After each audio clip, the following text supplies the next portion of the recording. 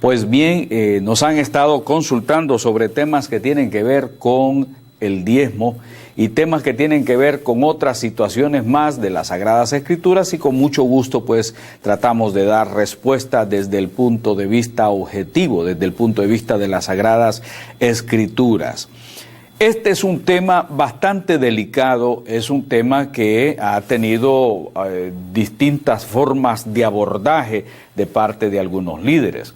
Algunos saben muy bien que esto es algo muy importante, pues contribuye al sostenimiento de la obra, que es el aspecto positivo. Pero el aspecto negativo que hemos encontrado a través de la historia es de cantidades de líderes que tienen que hacer uso de artificios psicológicos, que tienen que hacer uso de la psicología de las masas, que tienen que hacer uso de las artes de la manipulación para obtener ganancia de los creyentes. Nosotros estamos radicalmente opuestos a cualquier forma de manipulación. Por eso, cualquier aspecto de seguimiento en cuanto a la doctrina tiene que estar basado en la palabra del Señor. Hemos visto nosotros que existe lo que hemos llamado dogmas, que el dogma significa palabra autoritativa. Quiere decir que así es, no tiene cuestionamiento, tenemos que seguirlo porque alguna autoridad teológica pues lo ordenó que así fuera. Y entonces por eso existen los dogmas católicos, existen dogmas dentro del protestantismo también. Ese es en una forma dogmática. La otra es en una forma literalista de decir, bueno, aquí lo dice así y tenemos que entenderlo y tenemos que aceptarlo porque así lo dice. Y la otra es la tercera, la cual nosotros optamos es revisar, escudriñar, investigar en la historia lo que la palabra del Señor nos enseña para reunir todos estos elementos y llegar a las conclusiones a las cuales Dios nos está precisamente haciendo eso, llamando a que seamos obedientes. En el caso del diezmo nosotros podemos ver que esto se origina, o mejor dicho, tiene orígenes y varios aspectos podríamos estar tocando sobre quizás la ofrenda de Abel, quizás podríamos estar hablando acerca de lo que sucedió en el Génesis 14 del 17 al 20, cuando lo que hizo Abraham fue en su ataque, en sus momentos que tuvo contra aquellos reyes y los despojó, que le dio el 10% de lo que del botín a Melquisedec, el rey de Salem. Veamos lo que dice la palabra del Señor. Dice Génesis capítulo 14, verso 17 en adelante. Cuando Abraham volvía de derrotar a Kedorlaomer y a los reyes que estaban con él, el rey de Sodoma salió a su encuentro en el valle de Sabe, es decir, en el valle del rey. Y Melquisedec, rey de Salem y sacerdote del Dios Altísimo, le ofreció pan y vino. Luego bendijo a Abraham con estas palabras: que el Dios Altísimo, creador del cielo y de la tierra, bendiga a Abraham. Bendito sea el Dios Altísimo que entregó en tus manos a tus enemigos. Entonces Abraham le dio el diezmo de todo. Génesis 14 del 17 al 20. Podemos hacernos algunas preguntas con relación a este texto. ¿Exigió aquí el diezmo Melquisedec a Abraham? La respuesta es no. Fue Abraham quien de su propio corazón y por voluntad propia decidió hacerlo. Ahora bien, siendo Melquisedec sacerdote del Dios Altísimo, no obligó ni le exigió la 10ª parte del botín a Abraham, sino más bien que la recibió. Sin embargo, Abraham no se quedó con el resto del botín, según nos dice más abajo. Abajo en la Escritura nos dice que el rey de Sodoma le dijo a Abraham: dame las personas y quédate con los bienes. Pero Abraham le contestó: he jurado por el Señor, el Dios Altísimo, creador del cielo y de la tierra, que no tomaré nada de lo que es tuyo, ni siquiera un hilo, ni la correa de una sandalia. Así nunca podrás decir: yo hice rico a Abraham. No quiero nada para mí, salvo lo que mis hombres ya han comido. Como hemos visto nosotros en estos pasajes, Abraham aquí diezmó a Melquisedec el 10% del botín, pero luego no se quedó absolutamente con nada para él, salvo lo que sus hombres habían comido. Este es un tremendo ejemplo para nosotros. Observe esta palabra y ponga atención un poquito. La avaricia, la codicia, el tener para nosotros y no querer soltar nada, es algo que no hizo Abraham. Abraham le dio a Melquisedec el 10%, pero al otro rey de Salem le dijo, yo no quiero nada contigo, nada de lo que me has dado, yo no quiero nada, no quiero que después estés diciendo que yo me he hecho rico. En nuestros tiempos abundaría gente diciendo, le di el 10% y este 90%, es una tremenda bendición de Dios, porque ahora muchas veces, aun cuando muchos líderes saben que están haciendo mal, dicen que es una bendición de Dios y se aferran a eso. ¿Por qué cosa? Por la avaricia. ¿Por qué cosa? Por la codicia. Y la gente espera que nosotros los cristianos no seamos gente avarienta ni gente codiciosa. Así que el Señor nos ayude en esta perspectiva, porque hay mucha gente siguiendo corrientes ahora que al tratar de obtener lo que pueden, dicen, esta es la tremenda bendición de Dios. Por eso hay que tener mucho cuidado con esto.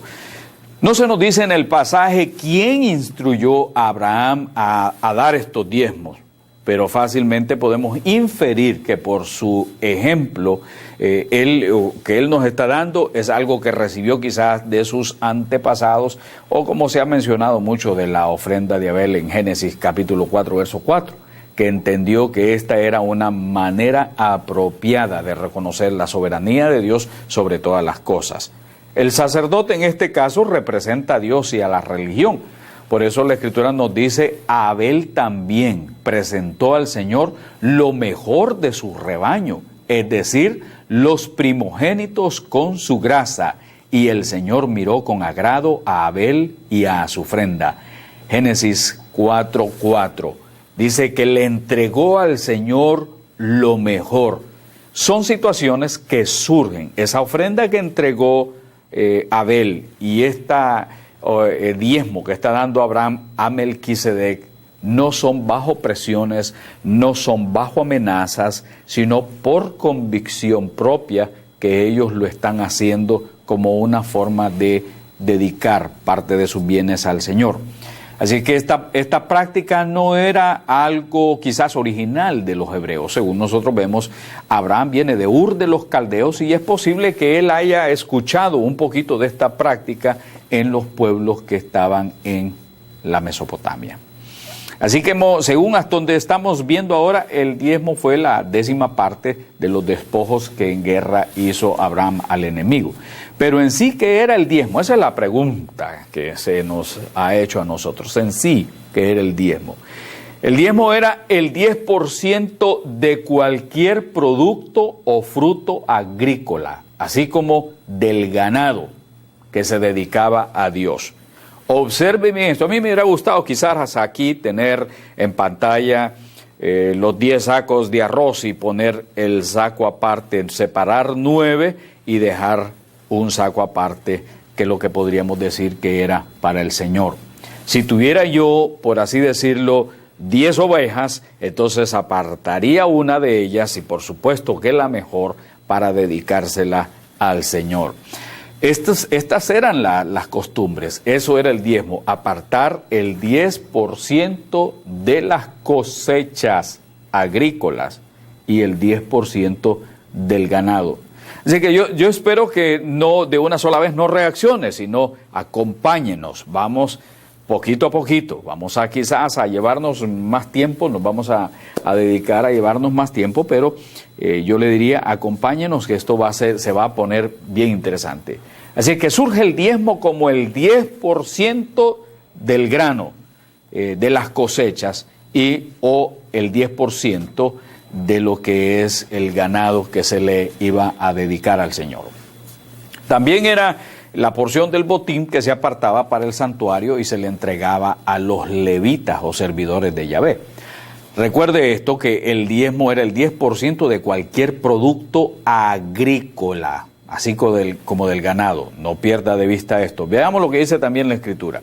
La Biblia nos dice que el diezmo de todo producto del campo, ya sea grano de los sembrados o fruto de los árboles, pertenece al Señor, pues le está consagrado. Levíticos 27:30, y lo puede encontrar en la Nueva Versión Internacional. En el Deuteronomio incluso se habla que la persona misma podía comerse de su diezmo, de lo diezmado por él mismo en presencia del Señor. Y ahí es donde yo me quedé. ¿Cómo es eso? ¿Qué es lo que la Biblia me está diciendo? ¿Cómo es esto que se puede comer el 10% de la persona en el Antiguo Testamento en presencia del Señor? Bueno, lo dice la misma Escritura.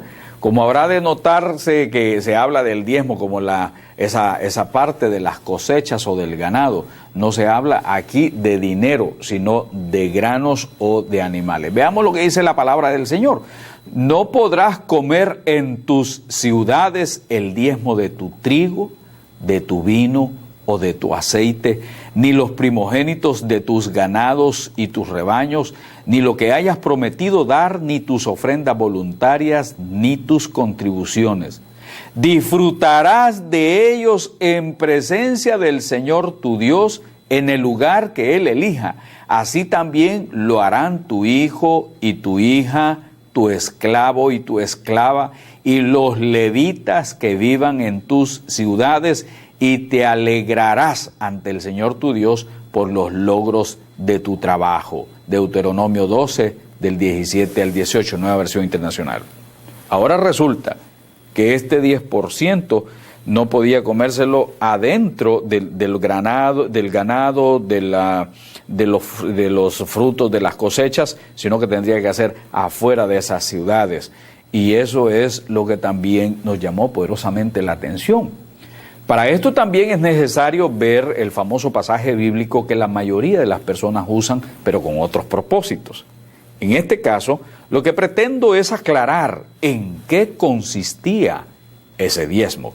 ¿Cuántos de ustedes no han oído en Malaquías 3:10 y se nos pone a veces en rótulos en las iglesias, y a veces hay predicadores bien efusivos que le dicen a la gente: ladrones, no han traído el diezmo, ustedes roban? Y entonces hasta que se le pone una carga emotiva. Y yo escuché también de líderes diciendo: si usted no trae eso, le va a caer una gran enfermedad, y bajo amenazas. La Biblia no nos habla de esa forma. La Biblia, vamos a ver lo que la Biblia nos dice. Por ejemplo, dice: traed todos los diezmos al alfolí y haya alimento en mi casa. Y probadme ahora en esto, dice el Señor de los ejércitos, si no os abriré las ventanas de los cielos y derramaré sobre vosotros bendición hasta que sobreabunde. Malaquías 3:10. En la versión de la Reina Valera, la palabra hebrea alfolí, otsar, O-T-S-A-R, otsar, significa alfolí o granero, lugar donde se guardan los granos de las cosechas. Eso era lo que hacía antes, los que tenían esos terrenos y hacían ellos sus cultivos. Una vez que obtenían los frutos, el 10% se lo apartaban al Señor, y el 10% también de su ganado se lo apartaban al Señor. Entonces, ¿qué era lo que pasaba con relación a las cosechas? Que el Señor decía que Él abriría las ventanas de los cielos, que eran las nubes que habría de traer, que había de derramar esas lluvias, esa agua, para que la cosecha continuara dando más fruto en su momento oportuno. Y como la Biblia dice, la lluvia temprana y tardía tendría que llegar. Con buena lluvia se obtendrían lógicamente mejores frutos, mejores cosechas. Una vez más queda comprobado aquí que se habla de diezmos, de cosechas, no simplemente de dinero en efectivo. Entonces, ¿cuál era el objetivo del diezmo? Que sería la segunda pregunta. Ante esta pregunta, la respuesta tiene dos vertientes. Una de ellas, la primera, tiene que ver con el desapego de los bienes materiales para dedicárselos a Elohim. Si la persona da eso, significa que no está apegada a lo material, que no se agarra de ahí, sino que está disponiendo de esa cantidad de granos, de esa cantidad de su ganado, está disponiendo para dedicárselo a Elohim, para dedicárselo al Señor, desde el punto de vista, lógicamente, de la religión, desde el punto de vista religioso. Es un acto de corazón que la persona está haciendo. No es bajo presión psicológica, no es bajo amenaza, sino es un acto de corazón. Entonces la persona que lo da como señal de desprendimiento. Ese desprendimiento se lo dedicamos nosotros para el sostenimiento de los que trabajan en la obra de Dios. Pero la segunda vertiente o la segunda postura aquí tiene que ver con los propósitos sociales de misericordia, los propósitos de caridad, los propósitos de benevolencia. En este caso, tiene que ver con los más necesitados, con los pobres, con las viudas, los huérfanos y el extranjero. Podemos entonces decir que tienen esos dos propósitos, que en la obra de Dios encontramos el desprendimiento y el otro, la misericordia con el prójimo. ¿Por qué así? Otzar, que les dije a ustedes que era el lugar del granero, que conocemos como alfolí, era el lugar donde se llevaba el 10% del trigo, el 10% de la harina, como decíamos, el 10% de las cosechas, el 10% de las ovejas. A ese lugar se llevaba al granero. En ese lugar iban a cuidar de todo ese grano para dárselo a los levitas que trabajaban en el templo, a los sacerdotes. Pero la palabra de Dios nos dice que también a la viuda, al extranjero, a los huérfanos, a los menesterosos. Así es que por eso decía, probadme en esto. Y después decía, y habrá alimento en mi casa. Y entonces al haber alimento en mi casa, decía él, entonces yo voy a abrir las ventanas de los cielos, que habrá más lluvia para que ustedes tengan más cosecha y todo mundo se va a beneficiar. A ustedes les va a alcanzar la bendición. La Biblia nos habla de las ciudades de aprovisionamiento, que eran aquellas que se distinguían por su capacidad para almacenar los granos. Eran distintas ciudades donde había esto y por eso pues en la Biblia se nos habla de la construcción de los grandes graneros, como vemos en Segunda de Crónicas, capítulo 17-12, donde dice, Josafat se hizo cada vez más poderoso. Construyó en Judá fortalezas y lugares de almacenamiento y tenía muchas provisiones en las ciudades. En Jerusalén contaba con un regimiento de soldados muy valientes, dice Segunda de Crónicas capítulo 17 en la Nueva Versión Internacional. El tener granero, esos graneros llenos, se interpretaba como la bendición de Dios, como dice Deuteronomio 28:8. ¿Y qué se hacía con los diezmos? Y aquí es donde yo les digo, tengamos paciencia porque vamos a ir viendo cosas interesantes.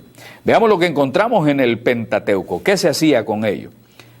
Números, capítulo 18, verso 21, dice, a los levitas les doy como herencia y en pago por su servicio en la tienda de reunión todos los diezmos de Israel. Hay otros pasajes más que podemos encontrar que son paralelos a este tema, especialmente en el libro de Números en el capítulo 18.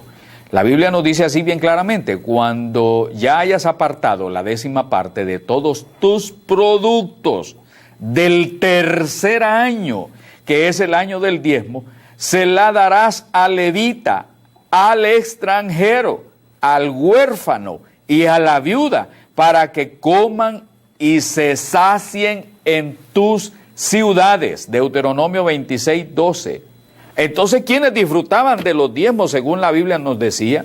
Bueno, ya lo hemos dicho antes, los levitas, los sacerdotes, el extranjero, la viuda, los huérfanos. Para ello estaban diseñados esos graneros en las así llamadas ciudades de refugio. Y vea usted lo que decía, cada 3 años se reunirían los diezmos para que se los enviaran a las ciudades de almacenamiento. Los levitas no tenían ningún patrimonio. Y esto iba a servir para los extranjeros. ¿Por qué? Porque mucha gente pasaba por esas ciudades, no tenía quien les diera de comer, no tenían cómo sustentarse, cómo alimentarse. Entonces, en aquellos lugares de aprovisionamiento era de donde se les daba a esta gente de comer. Las viudas, mujeres desamparadas, nadie por ellas. Entonces, ¿qué? En la casa del Señor había comida para las viudas y para sus hijos, para los huérfanos, esos que andaban deambulando sin hogar, esos desamparados, que aquí en Estados Unidos les decimos los homeless. Entonces, la obra de Dios recogía esos diezmos para hacer obras de misericordia, obras de compasión, en las cuales los que lo daban para Dios, pero el dar a Dios significaba también que esto era no solo para sostener la obra religiosa, sino también para tener misericordia y compasión para los más necesitados. La colecta del 10% de las cosechas y del ganado se utilizaba para hacer obras de amor, de compasión y de misericordia. Ese es el Dios de justicia. ¡Ojo! En eso no se utilizaban para enriquecer a un líder religioso, no se utilizaban para hacer las tremendas catedrales, no se estaba utilizando, o Dios no decía, será utilizado todo lo que ustedes den para poner las alfombras más caras, ni los lujos más grandes, como algunos aparecen ahora en televisión, en la radio, diciendo, el Señor me ha prosperado, me ha dado un Cadillac, me ha dado esto, me ha dado lo otro. Eso es falsa enseñanza. La palabra de Dios tiene que ser analizada y detalladamente ir sacando las enseñanzas. No se trata, señores, de enriquecerse uno. Se trata de recibir eso que el pueblo trae para hacer obras de amor, para hacer obras de misericordia, para hacer obras de compasión. Lo que ha sucedido con nuestras organizaciones, y yo he recibido y yo he sido parte de esa enseñanza, es que nos dijeron, no, eso lo que la gente da es simplemente para embellecer las estructuras de los templos, para darle al pastor su alto porcentaje, para dar a los demás líderes, y a veces nos olvidamos de lo que es importante. A mí no me interesa andar con un carro de lujo, eso no es ni que alguien me diga, mira, este relojazo el Señor me lo dio porque me está prosperando. Eso no es lo que la Biblia nos enseña a nosotros. Lo que la Biblia nos enseña es que aprendamos a desprendernos de aquellas cosas a las cuales nosotros hemos estado muy sujetos, pero ese desprenderse tiene que ver ciertamente para la obra del Señor, por supuesto, pero también para las obras de misericordia. Yo quisiera aprovechar en los últimos minutos que nos quedan, decir acerca de las reformas del rey Ezequías. Encontramos en Segunda de Crónicas 31, del 5 al 6, que dice la palabra de Dios, tan pronto como se dio la orden, los israelitas entregaron en abundancia las primicias del trigo, del vino, del aceite, de la miel y de todos los productos del campo. También dieron en abundancia el diezmo de todo. De igual manera los habitantes de Israel y los que vivían en las ciudades de Judá entregaron el diezmo de bueyes y ovejas y de todas aquellas cosas que eran consagradas al Señor su Dios, y todo lo colocaron en montones. Segunda de Crónicas 31, del 5 al 6. Ahí encontramos en el libro de Nehemías, también un dato sumamente interesante con relación a los almacenes del templo.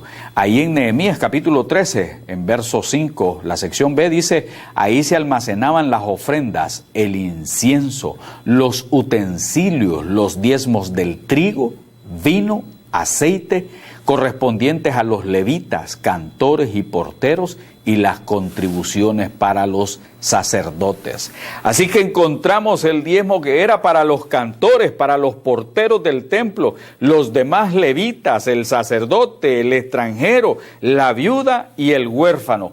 Mis amados, la acción social estaba íntimamente ligada con la religiosa. La acción social era una manifestación de amor, de misericordia para con los desamparados. Y es por eso que siempre habría alimento en la casa de Adonai. Fe, justicia y misericordia es lo que el Señor nos llama a nosotros a tener.